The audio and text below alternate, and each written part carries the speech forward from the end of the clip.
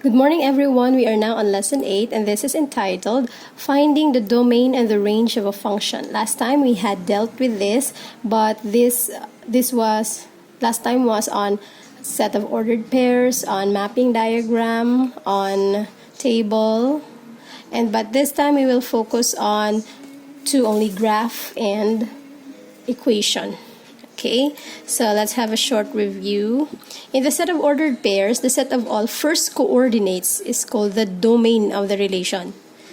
And in the set of all second coordinate is called the range of the relation. So first coordinates or x values or the domain. Second coordinates or the y values or the range of the relation. Okay. The domain of the function is the set of all possible values of its first coordinates or x coordinates. And the range is the set of all possible values of its second coordinates or y coordinates.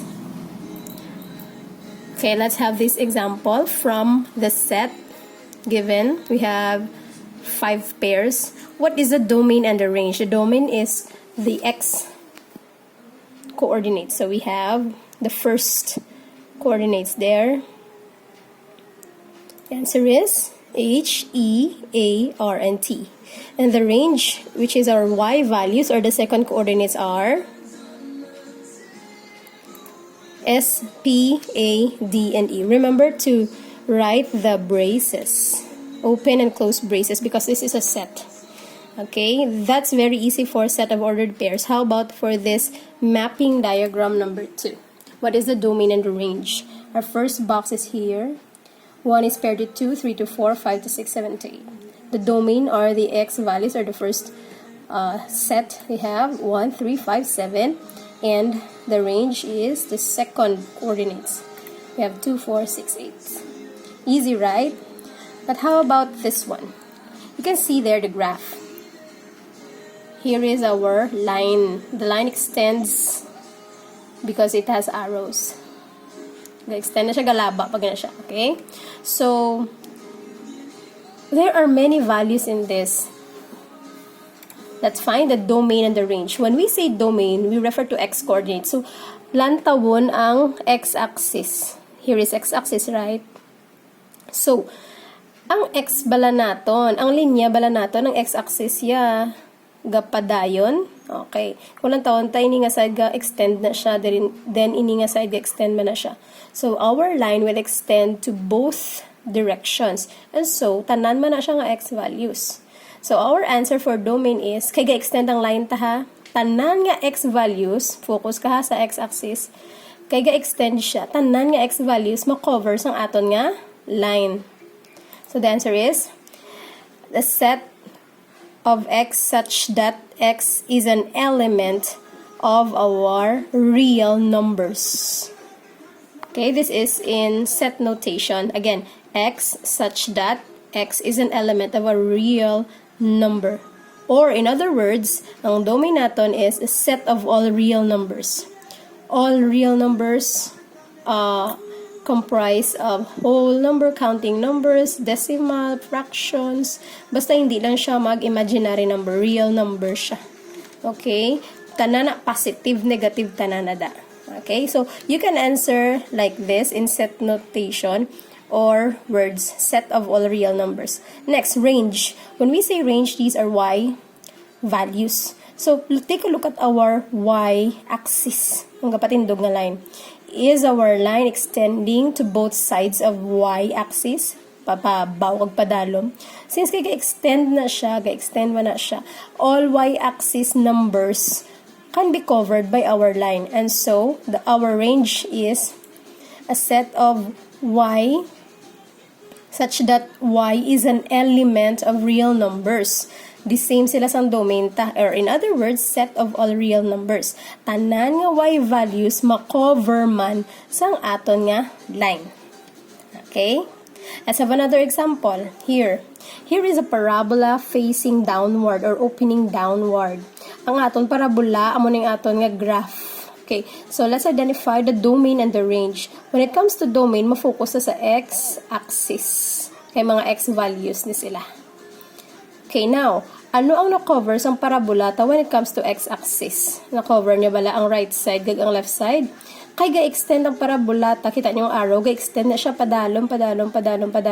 Ma-cover niya gidyapon ang tanan nga x-axis. So sa domain, ang answer ta is a set of values where x is such that x is an element of real numbers. Tanan gyapon, positive kag negative, tanan cover ya. Or in other words, set of all real numbers. Now, let's focus with the range. Special ang aton nga range, no? Kay ga focus na sa y-axis. If you can notice, ang aton nga parabola sa dalom lang, wala sa babaw. Dira siya gasugod class, oh. Ga-touch sa 0. And so, tanan lang nga sa y values nga panadalom, halin sa 0, padalom. Ano ni tawag sa mga numbers nga dalom na dio? They are negative numbers. And so, dapat ang aton range is a set of y values such that y is less than or equal to 0. Or i-translate ko sa Ilonggo, mas equal sa 0, padalom or panubo. Okay, yung pinakataas yung value, kay drill lang siya. Wala siya nagpababaw class sa y values, sa y-axis ka mo lantaw ha. Halin sa 0, panaog. So, ang cover sa aton parabola is y is less than or equal to 0. 0 and panubo na. Or in other words, this is a set of all real numbers which are less than or equal to 0. Tanan nga real numbers halin sa 0, panubo. Okay? Gina-describe ta na ang domain kag range. Again, sa x-axis, sa domain ka mo. Pero kung mag-range, sa y-axis ka naman. Next, let's have another example. How about this, class? Oh, ang aton nga line, naraong graph to. Naara siya 5 na class ha, 5. And so, this is just a horizontal straight line of 5 na siya kuno. Okay. So, let's identify the domain and the range. When it comes to domain, ma-focus na sa x values. Ma-cover niya ang tanan nga x-axis. To the right and to the left. Yes. So, tanan nga x-axis is... So, sa domain, ma-focus na sa tanan nga x-axis. Okay, to the right and to the left, positive, negative cover. Yeah. So, our answer is... the set of x values such that x is an element of real numbers. Special, ginanga R kay it stands for real numbers. Or in other words, the set of all real numbers. Okay. When it comes naman sa range, so sa range, ma-focus na sa y. Anong gin-cover sang linya tahaw so when it comes sa y? Dira siya nag-ungot sa 5. Positive 5. Wala siya sa dalo, wala siya sa baba, kundi nag-ungot lang siya sa 5. So, ang aton nga range is, when it comes to y-axis, y values, is a set of y such that y values is equal to 5. 5 lang gid, kaya mo lang ginang touch niya. So, wala na sang iban pa nga answer sa range, kundi 5 lang gid. Or other words, y equals 5. Na-cover yung tanan sa x-axis, sa domain, pero sa range of 5 lang siya, nag-stop na siya. Okay? Sige, isa pa, last. Okay, this time, this is a parabola facing upward. Ariaton graph. Now, let's know the domain and the range. The domain, focus ka naman sa x-axis. Since ang atong parabola facing up, ga-extend, may arrow siya, may arrow. As it goes along, pababaw, as our x-axis man is extending, makover yaman na. So, wala ta problema sa domain. Our domain is set of x values such that x is an element of real numbers or set of all real numbers. But take a look at when we will have our range. Our range, we will concentrate with y-axis. Ang atong parabola, nagsugod sa 0, negative 4. So, muna pinaka-lowest point niya, and then, gapasaka na siya. So, halin sa 0, negative 4, pababaw. And so, start gid no? Our range is y value such that y is greater than or equal to negative 4. Meaning, halin sa negative 4, pasaka. Okay, may equal to gid kayo. When di man siya broken, line, nagsugod gid siya. So, meaning, ang range ta halin dire sa 0, negative 4, pababaw lang. Wala saya, nagpanubo na sa negative 4. Okay? Sige, I hope that you understand our lesson. Set of all real numbers which are greater than or equal to negative 4. And here is another is our equation naman. Number 1, y equals x. Paano ito mabalaan ang domain kag range? Okay. Okay, ang domain to, di ba, x na siya? Ano ang mga possible values sa x ta? Nga ibutang mo da. No, class, kung islan mo ang x ta, para hindi lang siya mag-negative, ang negative, square root of negative 1, bala kay imaginary na siya. Pwede na siya fraction, pwede na siya decimal, pwede na siya scientific notation. Anong pwede mo nga i-list or i-change, substitute sa x?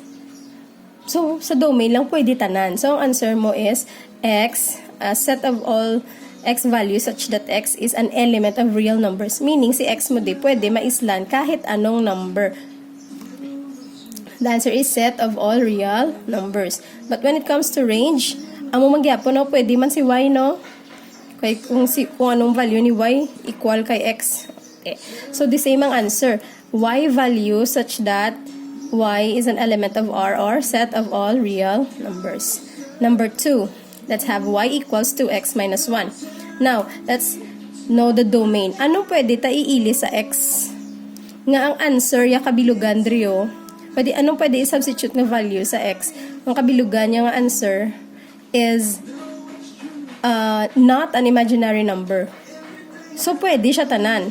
Okay? So, the answer is values of x such that x is an element of real numbers or set of all real numbers. How about sa y? Anong pwede tayo substitute sa y? Nga, ang answer ya sa kabilugan is not an imaginary number. As long as hindi lang imaginary number ang answer. Okay, so the answer is still set of real numbers. Y such that y is an element of R or real numbers or set of all real numbers. Okay? The next part is your activity, lesson 8. I-post ko lang nila. We have 3 numbers only. 1, 2, and 3. Duwa ka graph. And so 3 is an equation. For more questions, PM nyo lang ko or repeat this video so that you'll understand our lesson. Thank you very much.